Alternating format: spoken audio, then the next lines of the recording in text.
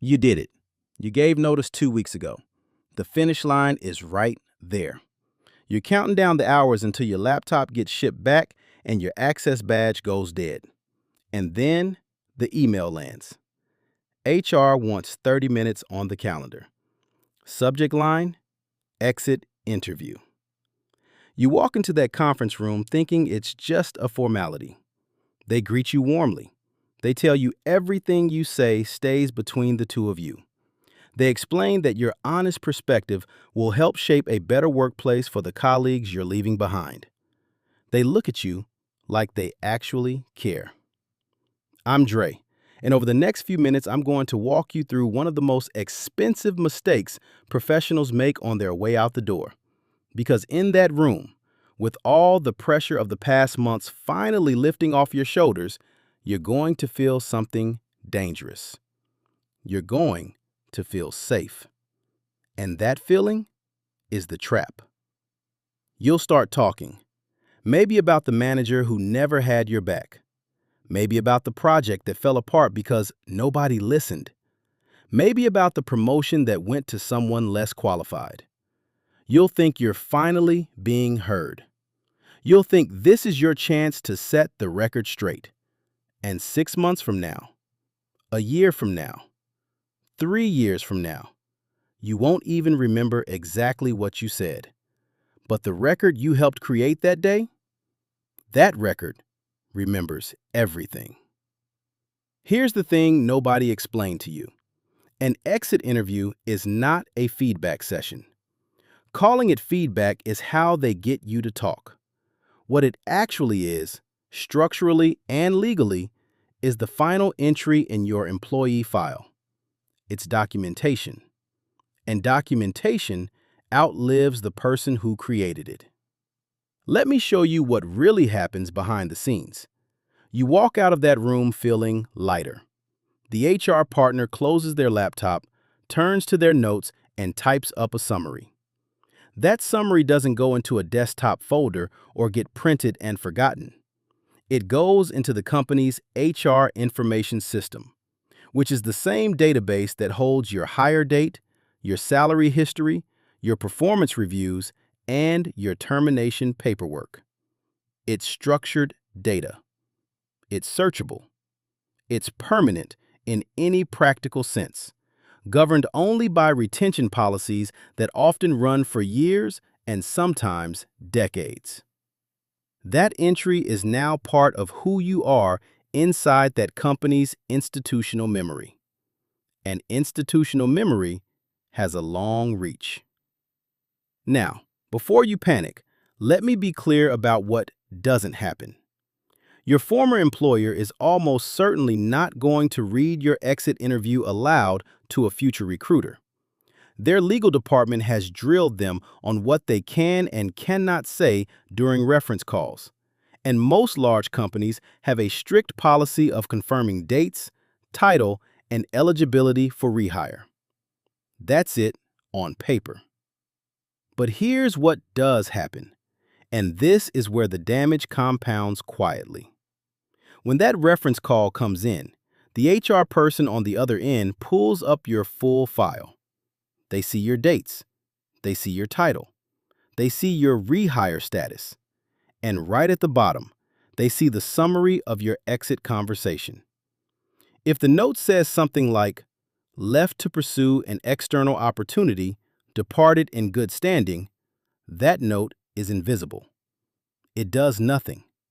It's the equivalent of a clean credit report. If the note says something like, voiced concerns about leadership effectiveness, expressed dissatisfaction with promotion practices, raised cultural issues, that note changes the texture of the call. The HR rep on the phone is human. They've read the file. Even if they say only the approved sentences, the way they say them shifts. There's a pause, a careful tone, a choice of words that recruiters have learned to read like radar. That recruiter is evaluating you against 8, 10, 15 other candidates. They don't need a reason to reject you. They just need a reason to choose someone else first. A faint signal that something didn't end cleanly is more than enough. Hiring is rarely about who's the best. It's about who carries the least perceived risk. And when 10 candidates look roughly equivalent on paper, the smallest piece of doubt becomes the deciding factor. You won't get a rejection email saying your former employer flagged you. You'll just get silence. The recruiter will move on. The hiring manager will lock in someone else. And you'll never know why. You'll wonder if your interview answers were off, if the salary was the issue, if the timing didn't work. You'll never trace it back to a 40-minute conversation in a fluorescent-lit conference room 3 years earlier. So why do people fall into this trap over and over? Because they fundamentally misread the room. They walk into that exit interview believing HR is a neutral observer, maybe even a quiet ally. They've been holding things in for months. The exit interview feels like a release valve. The manager they've been managing around isn't there. The political pressure is off. They finally have a microphone. But that microphone isn't pointed at the company's problems, it's pointed at you. HR is not your friend. HR is not the company's conscience. HR is a function inside the company designed to manage people-related risk. And on the day you leave, you are a risk vector. You might sue. You might go public. You might give a deposition someday. You might be the third person this quarter to flag the same manager, which means the company now has constructive knowledge of a problem they'd rather not have on the record. Every question they ask in that room is at some level a risk assessment. How emotional is this person? How specific are their complaints? How likely are they to escalate? Do they have documents? Do they have witnesses? That's the conversation happening on their side of the table. The warmth and the eye contact are part of the interview technique. Now look forward in time, because this is where most people don't see the full shape of the trap. 3 years pass. You've moved on. You're at a new job. You're happy. The old chapter feels closed. A great new role opens up. The recruiter for that role calls your old company for verification. Your old company's HR system gets opened. The notes are still there. They haven't aged a day. If those notes were boring, your candidacy moves forward without resistance. If those notes carried emotion, your candidacy picks up a small drag coefficient, just enough to lose to a candidate without one. And there's another version of this story most people never imagine. What if you eventually want to come back? What if your old company evolves? The bad manager gets replaced. The team you actually loved is hiring for a senior role, and you're now the perfect fit. You apply. The internal recruiter pulls up your file before they pick up the phone. They read your old exit interview. They see you describe the culture as broken and the leadership as ineffective. Even if everything has changed, that record hasn't. You've just lost a job at a company you already understood because of a conversation you had on a Friday afternoon years ago. So let's talk about what to actually do. First, keep it short. Brevity is your closest ally in that room. The less you say, the less there is to summarize. You owe them no insights, no improvement plans, no candor. Your professional obligations ended when you served your notice. What's left is theater, and your job is to play the role of the calm, departing employee. Second, stay vague in a deliberate way. When they ask why you're leaving, give them a sentence that's impossible to misinterpret and impossible to spin. Something like, "The new role is a strong fit for where I want to grow next." It's bland by design. Bland gets summarized as "left for career progression," which is the cleanest possible note. Third, if they push toward specifics about your manager, your team, or interpersonal dynamics, deflect with grace. "I had a strong working relationship with the people on my team" is a closed door. "I'm sure leadership is aware of the areas they want to develop" is another. You're not endorsing anything. You're not denying anything. You're returning the conversation to neutral. Fourth, never attach a name to a complaint. The instant you connect a person's name to a criticism, you've manufactured a documented allegation. Even if no one acts on it, even if it's never investigated, the link exists.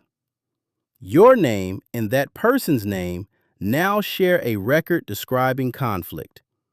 That linkage is exactly the kind of thing that surfaces during reference checks, internal investigations, or future legal proceedings you'll never be told about. Fifth, treat any paperwork they hand you with the same care you'd give a contract.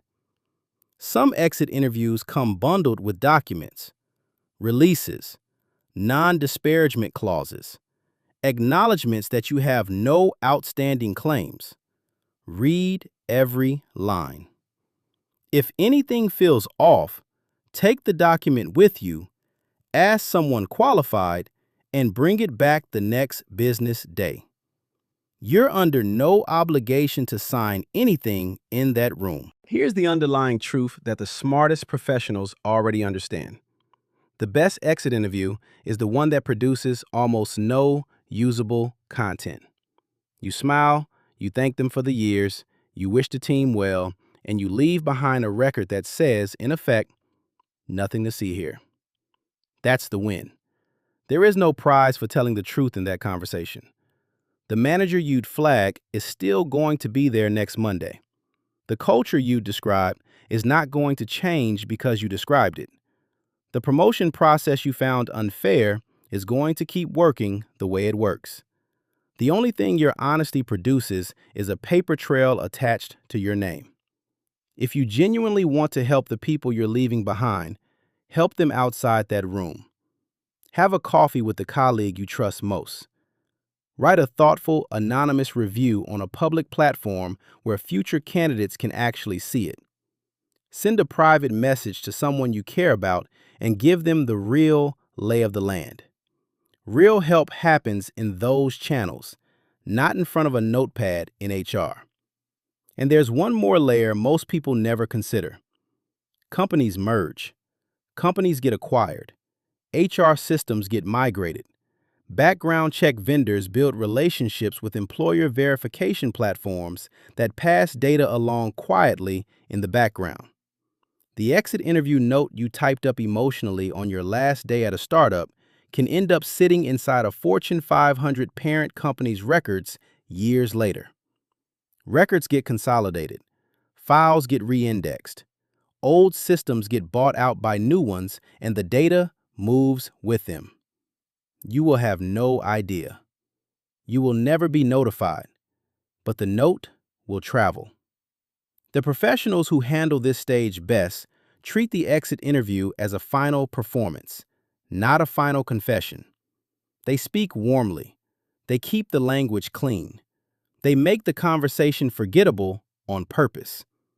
They walk out knowing exactly what's been written down because they curated it. The exit interview isn't your last chance to be honest. It's the company's last chance to document a version of you. Whatever ends up on that page, you'll never see it. But the person making a decision about your next job or the one after that eventually will. If this changed the way you think about your next career move, hit subscribe and stay close. There's a lot more coming, and the next one might save you something even bigger.